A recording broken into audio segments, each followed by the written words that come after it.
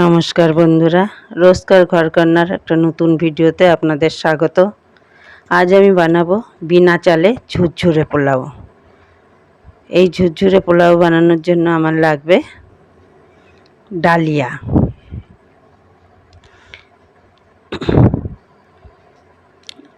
আমি নিয়েছি 2 cup dahlia. এই ডালিয়াটাকে ভালো করে ভেজে নেব মিডিয়াম ফ্লেমে। এই কাপে 2 কাপ ডালিয়া নিয়েছি।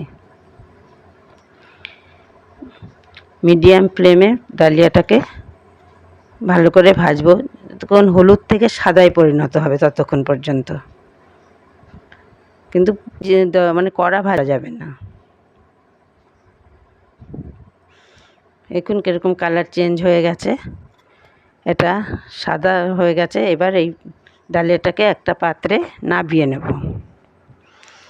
এবার এটার মধ্যে জল দিয়ে খুব ভালো করে ধুয়ে নেব। ভালো করে চটকে চটকে ডালিয়াটাকে ধুয়ে পরিষ্কার করে নেব, নিয়ে জল ঝরিয়ে নেব।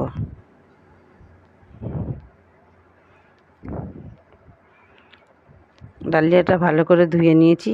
এবার আমি কড়াইতে দিয়ে দিয়েছি 1 চামচ সাদা তেল আর 1 চামচ ঘি। এতে ফোড়ন দিয়েছি গোটা গরম মশলা, এলাচ, দারচিনি আর লবঙ্গ। ওগুলো সাইড করে রেখে আমি এর মধ্যে ভেজে নিচ্ছি কাজু কিশমিশটা।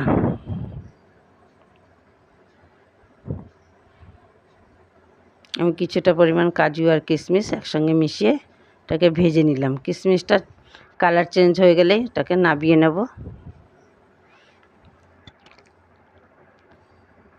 এটা ভাজা হয়ে গেছে, এটা নাবিয়ে নিচ্ছি। এবার এর মধ্যে দিয়ে দেবো কুচানো বিনসগুলো আগে থেকে কুচিয়ে রেখেছিলাম, ধুয়ে পরিষ্কার করে সেই বিনসগুলো দিয়ে দিলাম। আর বিনসগুলোকে একটু ভাজা ভাজা করে নেব। এটা ভাজা ভাজা হয়ে গেলে তবে এর মধ্যে দেব হচ্ছে আমি ক্যাপসিকাম কুচি আর কেটে রেখেছি আধা পাকা কাঁচা লঙ্কা।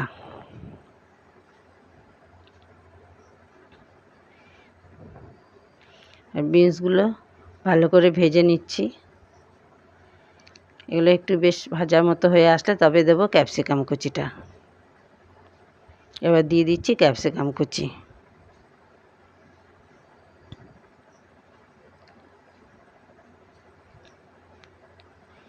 ক্যাপসিকাম কুচিটা ভালো করে একটু দিয়ে ক্যাপসিকাম কুচিটা বিনস দিয়ে একটু ভেজে নিলাম। এবার দিয়ে দিলাম একটু নুন।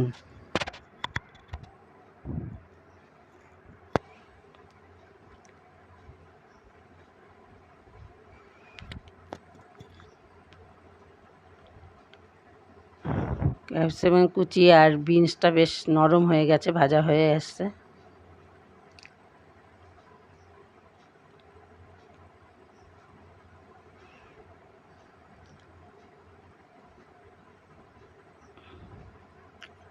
এবার এর মধ্যে দিয়ে দিলাম একটু হলুদ গুঁড়ো।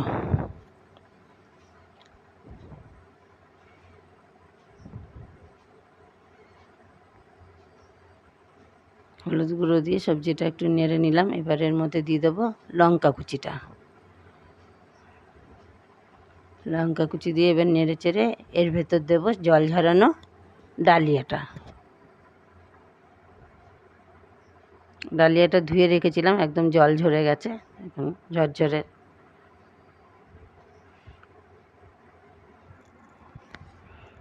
কেমন ঝরঝরেই ছিল ডালিয়াটা, পুরো জল ঝরে। এবার ডালিয়া দিয়ে এগুলোটাকে ভালো করে নেড়ে নেব।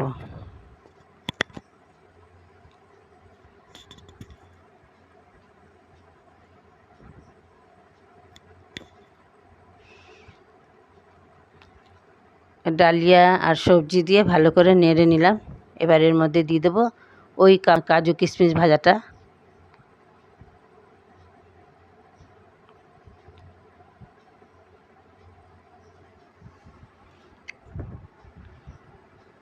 এবার দেবো এই কাপের মাপে 3.5 কাপ জল। আমি নিয়েছিলাম 2 কাপ ডালিয়া, আর জল দিচ্ছি 3.5 কাপ।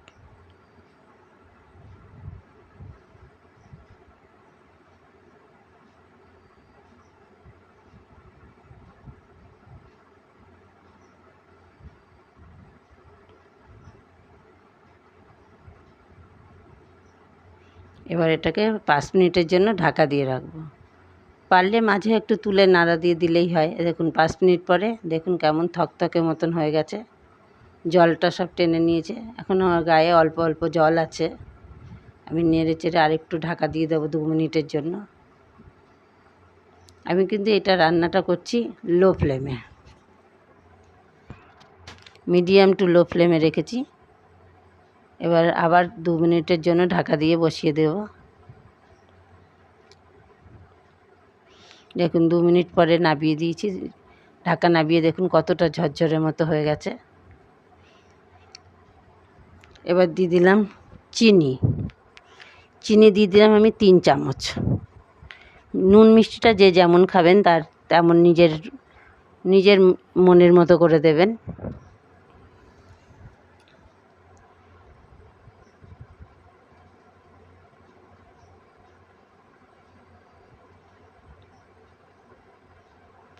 এবার এর মধ্যে দেব আমি 1 চামচ ঘি।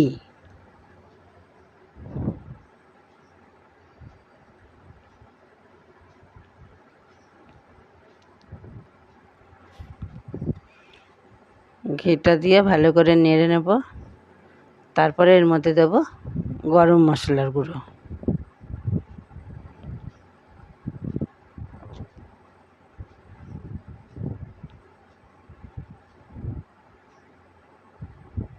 এবার গরম মশলার গুঁড়ো দিয়ে দিলাম।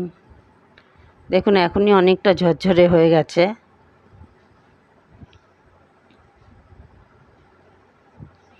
এবার এটাকে নেড়ে আমি গ্যাস অফ করে 5 মিনিটের জন্য ঢাকা দিয়ে রেখে দেব।